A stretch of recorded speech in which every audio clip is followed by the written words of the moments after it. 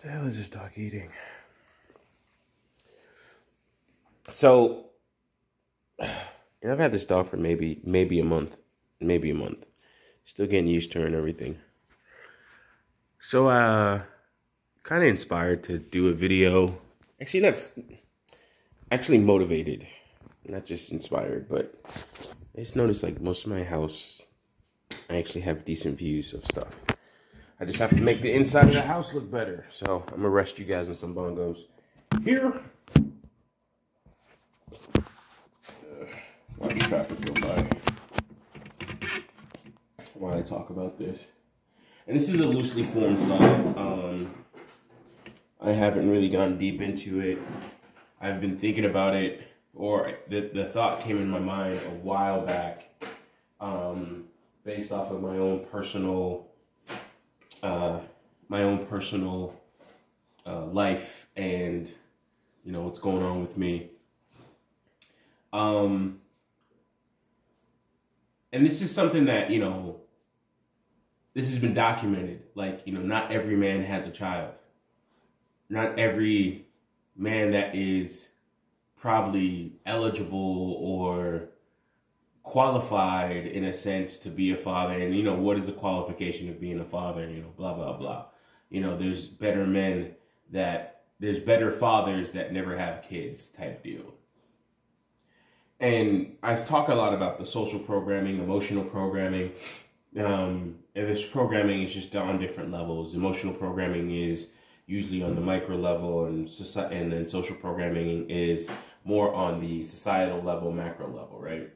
So, but what we're seeing, of course, and what we've seen in the past, because not every man has a child and his genetics go on, but what you're seeing a lot of is that there's a lot of quote unquote eligible men, eligible qualified fathers. And when I say qualified, you're not qualified to be a father until you become a father, and then, you know, you have to deal with it. But you could start to see where there's certain men that do better in fatherhood than they do, than they do in their single life. Guy could have his shit together, everything look right, everything go well for him, so on and so forth. And then he has a kid, and it's, you know, it like brings out the worst in him for one reason or another, because maybe he's OCD and he wants to control everything. But you can't do that with a child. The child is that unknown variable, and it's also a variable that keeps on changing. So even if you solve for one thing, then what happens is by you solving the quote-unquote equation, the equation therefore changes. Because now you've solved something, but by solving something, you've actually changed that variable, because now you've quote-unquote fixed something. But then there's something else that happens because progression and evolution and stuff like that of the child. And maturation of the child. But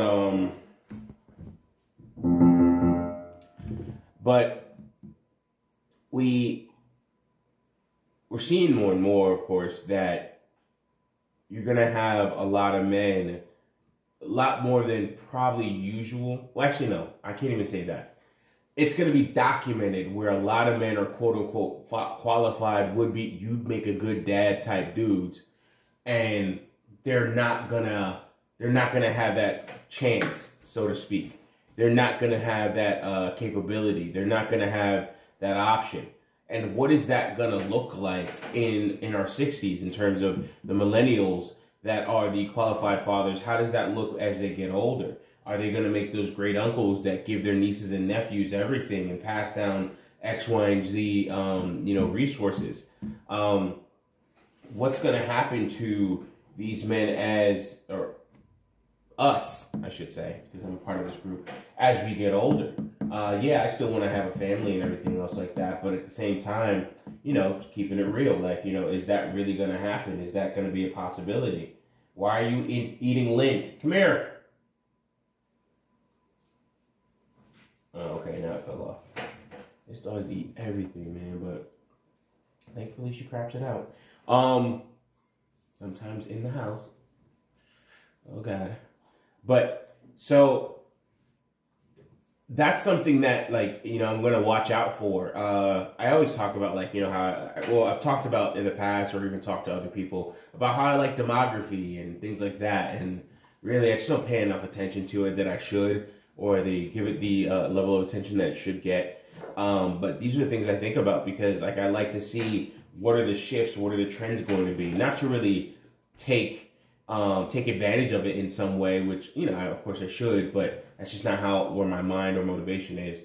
But really just looking at this and saying, okay, how is this, like, who are these people? Who am I going to interact with? Because it's not like you could walk into a bar, and I was just having this scenario play out in my head, this fantasy, if you will. And it's not like it's something that, like, I want to see happen, but it's like, what, like, you know, I was, you know, watching movies last night, or watching a movie last night, watched that Doctor Strange and the Everything Bagel of Madness. But I was in the restaurant before I went to go watch the movie, and I was just thinking to myself, like, you know, the amount of men that are around me, that are MGTOW, that are IBMOR, that are SYSBM, that are X, Y, and Z. You know, I think I saw, there was an interracial couple that I saw. Tall white dude, decent looking black chick. Actually, not decent looking, she was cute. And it's just like, you don't see, you know, or divestors, if you will. Like, it's not like you're going to walk into the bar and say, my MGTOW, salute, you know, like, and it's like, and then, you know, MGTOWs just look up at you, and then they nod in agreement or raise their glasses and stuff like that. You're not going to see these people. These people are silent. So, you know, what's going to happen to, of course, all of these eligible, qualified, you'd make a good dad type dudes, you know, how is that going to look? You know, who are these people that we're going to interact with at the barbershop, at Walmart, you know, at work? You know, I remember a long time ago I was watching a video by Barbarossa, and Barbarossa was talking about how his coworker started talking about one of his own videos, and Barbarossa was like, "Nah, that's me." And his coworker was like, "Are you serious?" And then they started talking a little bit more. But you don't know, you know, one of the pillars of the MGTOW community, one of the forefathers or the foundational pieces. Hey, what the?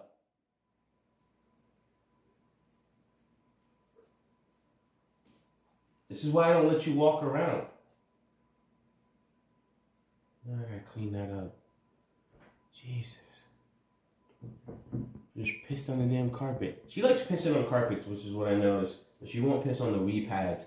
I don't train her for that anyway, but that's my fault.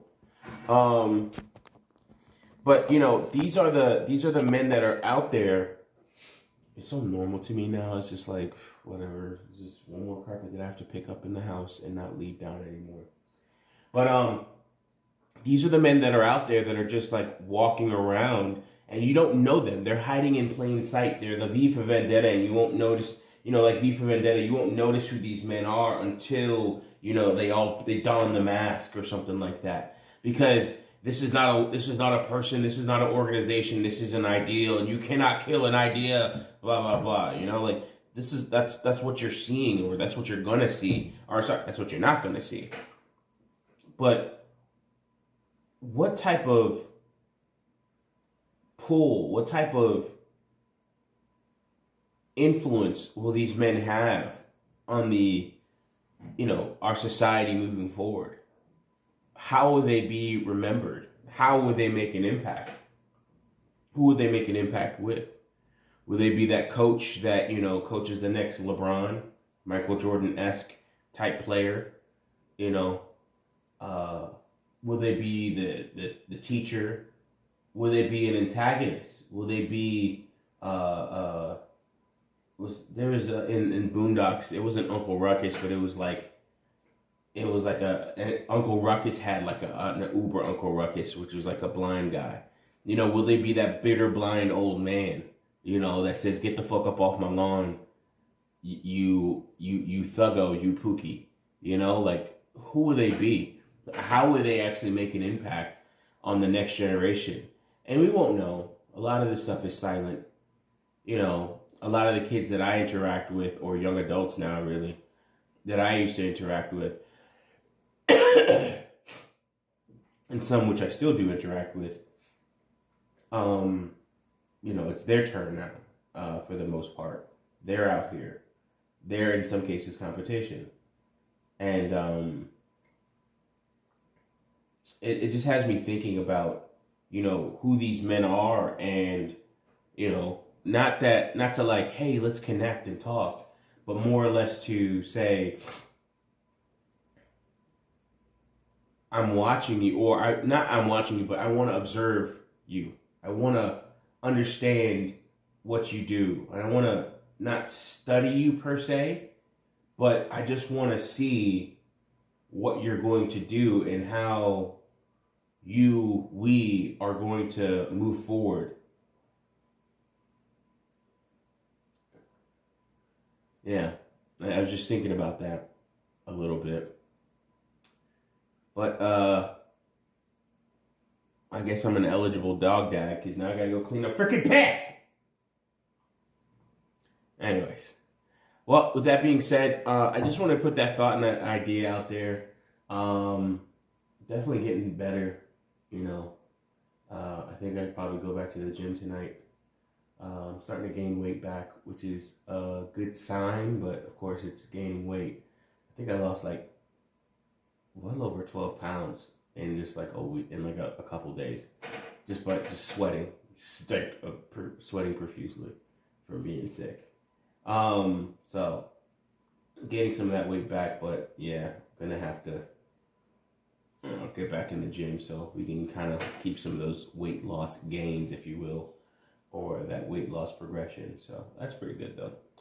All right, with that being said, hey, listen, I love you all, and I hope this makes you guys think about, like, you know, who's out there, who's next to you, and what impact we as men will have, we type of men will have in these coming years. Get in the comment section, get on me about how dirty my windows are. I've never cleaned them in the 2 years that I've been here, and I've never, you know, previous owner didn't clean them, so I didn't either. But that's on me now. With that being said, love you all, wish you all the best, have a good weekend, peace.